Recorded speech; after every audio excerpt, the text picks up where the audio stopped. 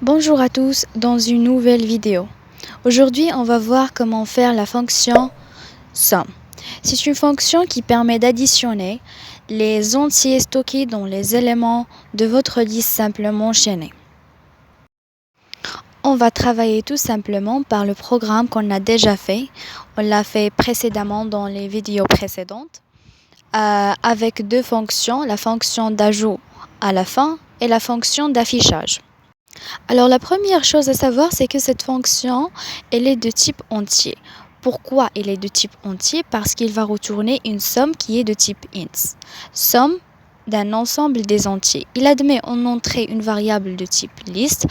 Donc la première chose à faire à l'intérieur de cette fonction, c'est la déclaration de S. Elle est initialisée par 0, dans laquelle on va stocker notre somme. Ainsi que une variable de type élément qu'on va l'appeler temp. Donc c'est un pointeur temporaire qui va parcourir notre liste L. Il sera initialisé par le premier élément de la liste, c'est L.début. On va utiliser une boucle while tant que ce pointeur temporaire n'est pas nul. Ça veut dire tant que ce pointeur n'est pas arrivé au dernier élément, on va faire ce qui suit. Alors, qu'est-ce qu'on va faire à l'intérieur de cette boucle, à votre avis? On va faire la somme des éléments. Lorsque je dis la somme des éléments, ça veut dire la somme des entiers qui sont stockés à l'intérieur de ces éléments. Donc, on va écrire S plus égale quoi? Temp, flèche, donnée. Pourquoi temp, flèche, donnée? Parce qu'on va faire la somme des entiers qui sont dans le temp. Et n'oubliez pas que le temp, c'est un élément. Suivi de l'incrémentation du pointeur, comme le cas de la fonction d'affichage. Toujours, on va incrémenter le pointeur.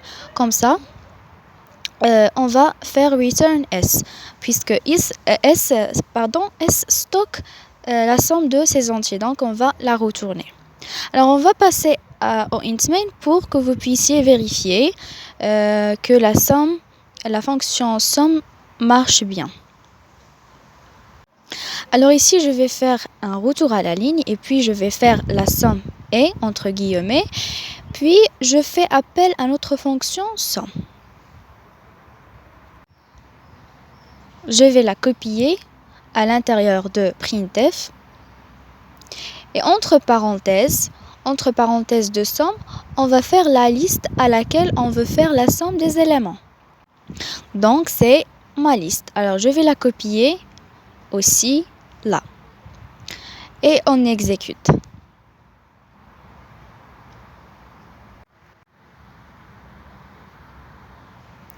Donc, donner le nombre des éléments à insérer à la fin de la liste. Donc ça, c'est ce qu'on a fait dans la vidéo précédente lorsqu'on a parlé de la fonction d'ajout à la fin et aussi la fonction d'affichage. Je vais saisir ces éléments-là. Regardez que la somme est 10. Donc 4 plus 1 plus 5, ça fait 10.